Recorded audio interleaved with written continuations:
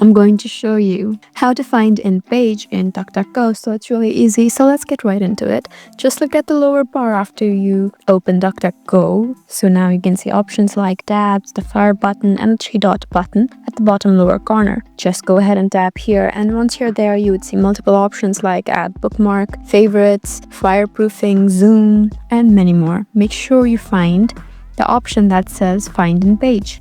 So once you tap on this option, now you can search for anything that is available in this page. So it'll show you how many options there really are. So if you type in G right here, it'll tell you 1 of 55.